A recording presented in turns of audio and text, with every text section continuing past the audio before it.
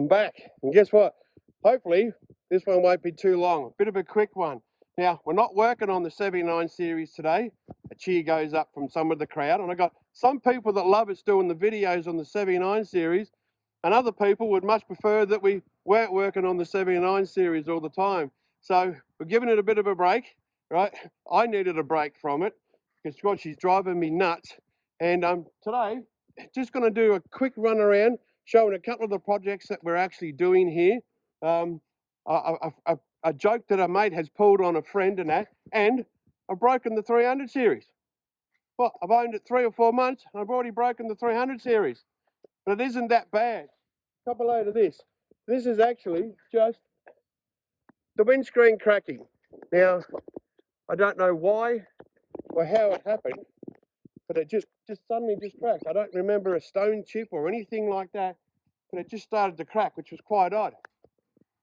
But with these modern cars in particular, is that windscreen's going to cost nearly $3,000 to replace because of all the electronics that go with it. It has to be a genuine windscreen, and apparently when they do fit it in, it has to be at a dealer because they've got to recalibrate. Apparently there's something in the electronics of the windscreen that they've got to recalibrate to suit the new windscreen. So cop a load of that.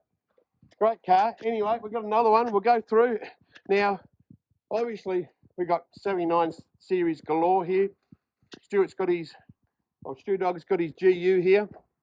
We just had another one turn up. Get a load of this. This is a stunning, look at that, a VDJ wagon.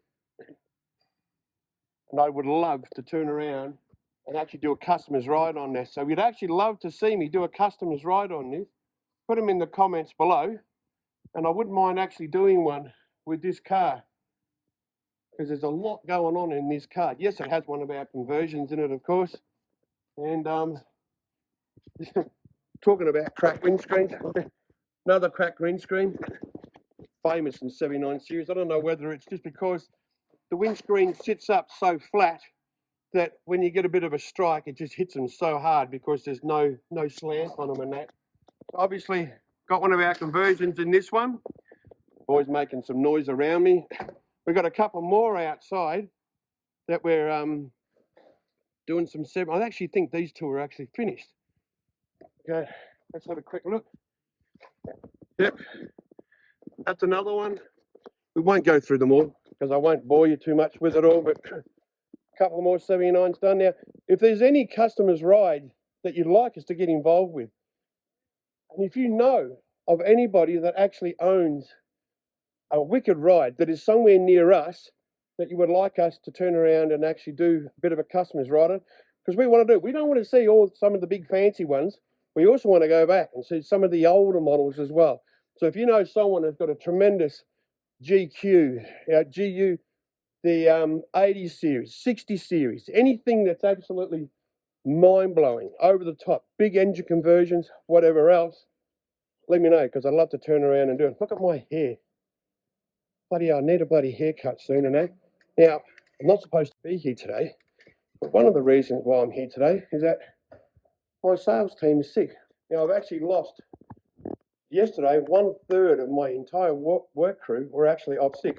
Not because of COVID. They're all testing, they're all checking.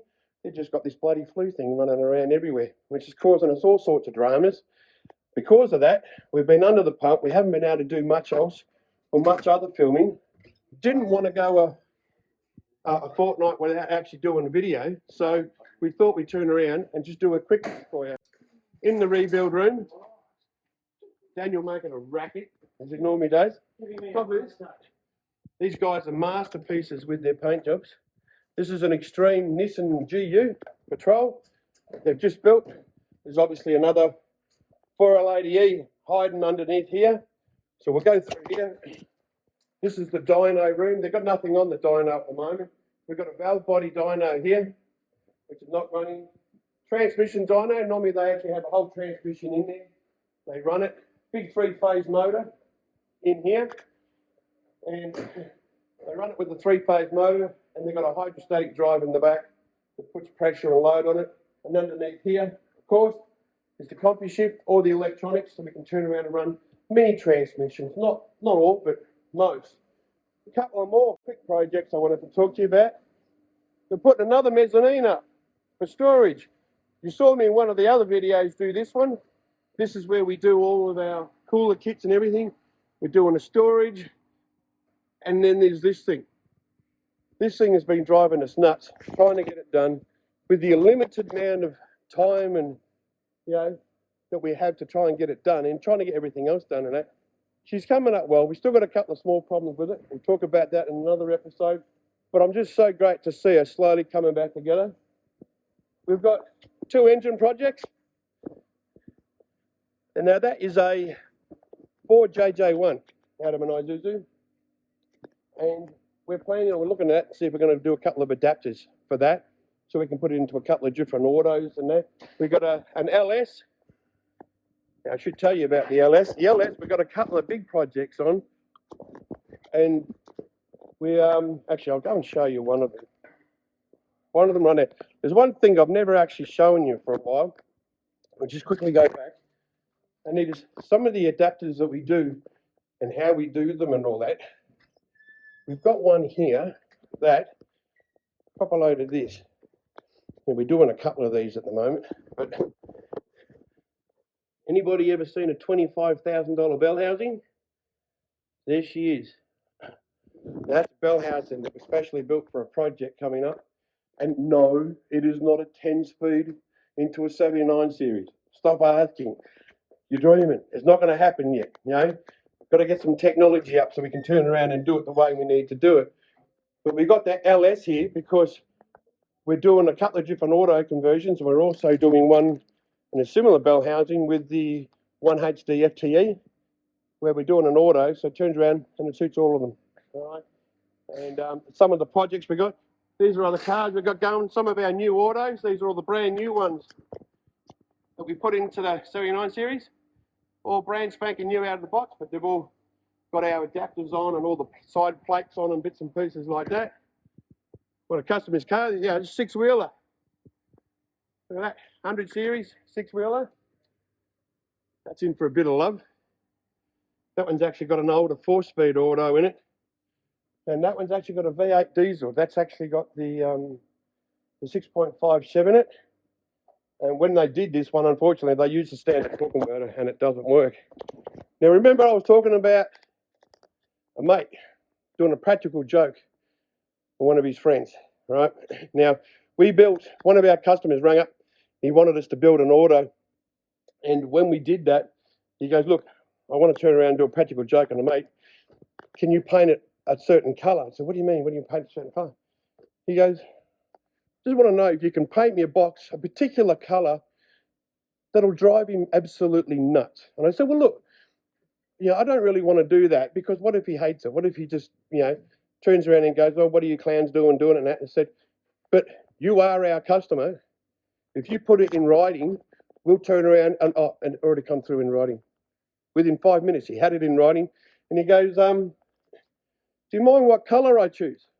And I said, no, but just make it clear. We don't want to make it look horrible or anything like that. And he goes, no, it should look good in that colour.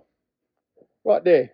So if you have a mate that would do something like that to you, put it in the comments below. I want to know, right?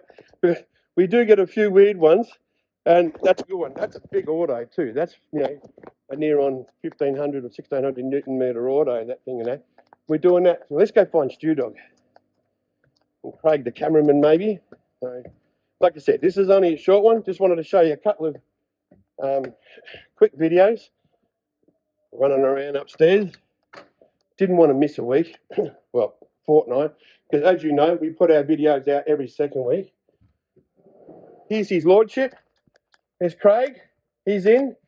Now, actually, next week, we're actually filming a few videos, and Craig's involved with one of them. You're going to look forward to the next 8 weeks of filming that we're doing. We've got some amazing topics coming up. You're not going to want to miss that at all. You're not going to miss cameraman Craig. So come in here, and we've got Stu. There's Stu Dog. This is his office. Actually, it's our office. We both sit on either side now. Now, next week, we've got a big episode coming up, haven't we? Oh, we have, yeah. We have. We've got a couple. We're actually filming a couple next week and that. And the first one we're doing is actually the Q&A. We've been promising a Q&A. We're filming it next week. So if you do have any saucy questions or any questions you want to ask us about wholesale automatics, anything, I don't care. Me Stuart's love life for all I care. You got a question, you ask it. But until then, please like, subscribe. We'll see you there.